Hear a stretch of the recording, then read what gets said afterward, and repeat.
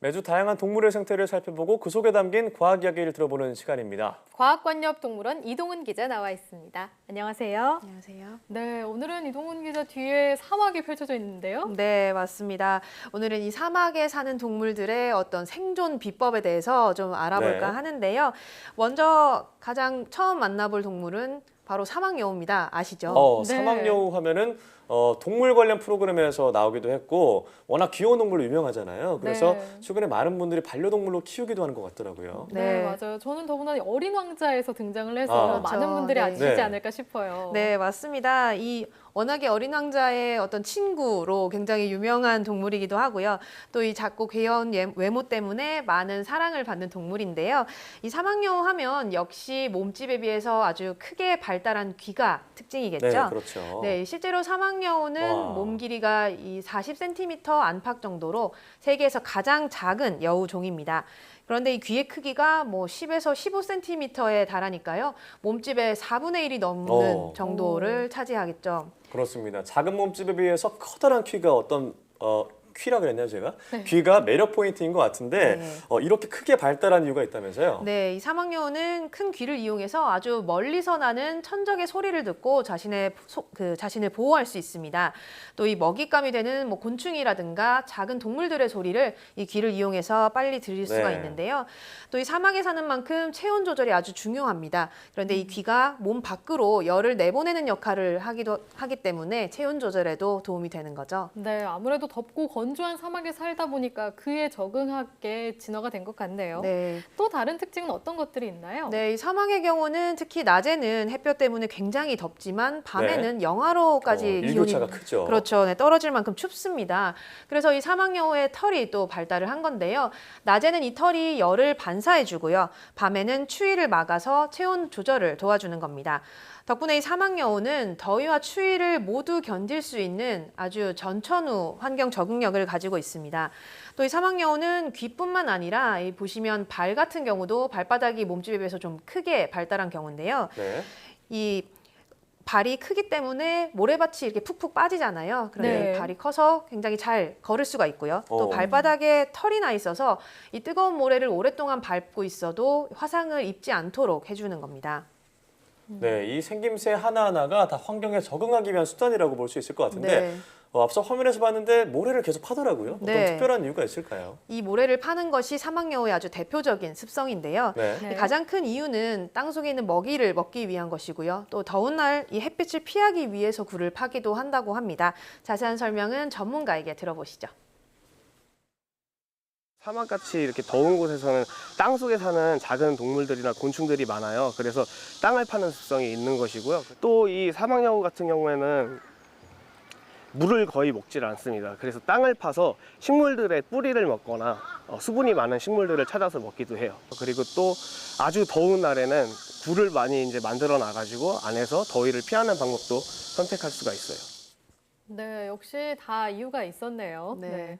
그런데 이 사막여우를 반려동물로 키우는 경우도 있는 것 같던데요. 사람과 함께 살 수가 있는 건가요?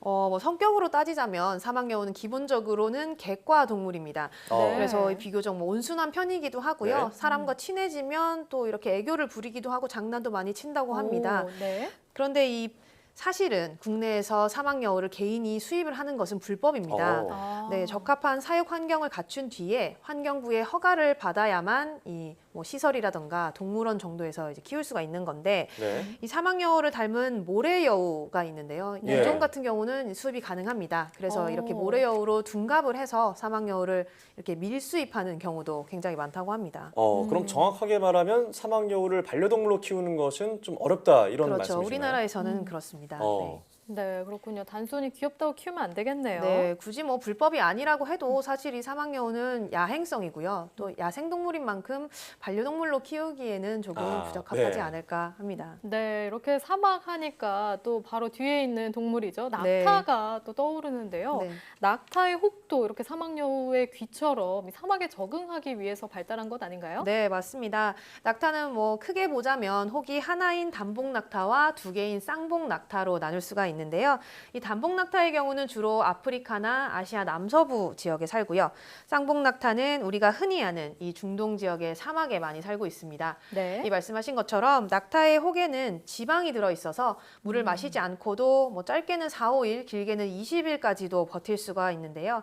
혹 속에 지방을 분해해서 필요한 수분과 에너지를 공급받기 때문입니다. 네. 그래서 이 오랜 옛날부터 사람들이 낙타를 사막을 건너는 배다 이렇게 불렀는데요. 이 낙타의 경우는 뜨거운 사막 위를 이렇게 짐을 싣고도 물을 먹지 않고 하루에 40km 이상씩 걸을 수 있는데요. 무려 뭐 3일 이상 300km 이상을 갈 네. 수도 있다고 합니다. 뭐 대신에 낙타가 한 번 물을 마시기 시작하면 한 번에 보통 50리터에서 많게는 100리터까지 무려 한 10여 분에 걸쳐서 물을 마신다고 해요. 물을 또 따로 마시기도 하는군요. 네, 한 번씩 이렇게 물을 마셔주는데 대신에 이제 땀을 흘리거나 이렇게 밖으로 배출하는 경우가 거의 없어서 또 이런 네. 것도 수분을 유지하는 데 도움을 주는 특징입니다. 그렇군요. 낙타하면 뭐 등이야 워낙 유명하니까 네. 그것 외에도 사막에 적응할 수 있는 이유 어떤 게 있을까요? 네, 뭐 하나씩 살펴보자면 네. 이 낙타의 경우는 속눈썹이 굉장히 긴 걸 볼 수가 있거든요. 네. 이 속눈썹이 사막의 어떤 강한 모래바람이나 먼지를 걸러주는 역할을 해서 시야를 확보해주고요. 또 이 뜨거운 태양으로부터 눈을 보호하는 역할도 해줍니다. 네. 또 낙타는 필요할 때마다 콧구멍을 자유자재로 여닫을 수가 있습니다. 재밌네요. 네, 이건 역시 모래나 먼지가 들어가는 걸 막기 위한 어떤 특징이라고 볼 수 있겠죠. 네. 또 이 낙타가 입술이 아주 두껍습니다. 네. 이 사막 같은 경우는 선인장처럼 식물들이 가시가 있는 경우가 많은데요. 네. 낙타가 이 사막 식물을 먹을 때 입술을 다치지 않도록 이렇게 두껍게 발달을 한 것이라고 합니다. 신기한 점들이 참 많네요. 네. 네, 다 적응하기 위해서 발달한 부분들인 것 같은데요. 그런데 낙타 하니까 또 생각나는 게 요즘에 메르스 환자가 다시 발생을 맞아요. 해서 네. 낙타에 대한 관심이 다시 쏠리고 있어요. 네. 이럴 때 낙타를 보러 가도 괜찮은 건가요? 저도 이번에 동물원에 가서 제가 걱정이 돼서 한번 네. 물어봤습니다. 그런데 국내 동물원에 있는 낙타들은 대부분 이 국내에서 태어나고 자란 낙타들입니다. 실제로 이 중동에서 살던 낙타가 아니기 때문에 이 메르스를 옮길 위험은 없다고 하니까요. 뭐 관람하시는 데는 문제가 없을 것 같습니다. 네. 우리나라 태생이기 때문에 네. 걱정이 안 된다. 네. 듣다 보니까 저도 걱정이 됐었는데 다행입니다. 네. 자, 그럼 이 밖에도 사막에 사는 또 동물 어떤 게 있을까요? 대표적으로 곤충 하나를 더 소개시켜 드리려고 하는데요. 네. 바로 정갈입니다. 그렇죠. 네, 이 정갈은 사실 뭐 극지방을 제외하고는 전 세계에 서식을 해서 사막뿐만 아니라 뭐 열대 우림 같이 아주 습한 지역에도 살고 있습니다. 그런데 우리가 아는 전갈이 굉장히 치명적인 독을 가진 곤충이잖아요. 네. 네, 맞아요. 꼬리에서 독침을 쏘는 걸로 알고 있는데요. 네, 그런데 이렇게 맹독을 가진 전갈들이 바로 사막에 사는 종들입니다. 모두 한 20여 종 정도가 되는데 이 독침에 찔리면 보통 경련과 호흡곤란을 일으키다가 뭐 광아지 같은 작은 동물의 경우는 10분 이내에 목숨을 잃게 된다고 합니다.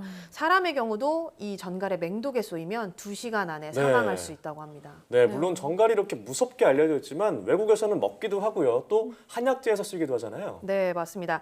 우리나라에서는 예로부터 이 전갈의 독이 마비 증상을 치료한다라고 알려져서 네. 오랫동안 이 한약재로 쓰였는데요.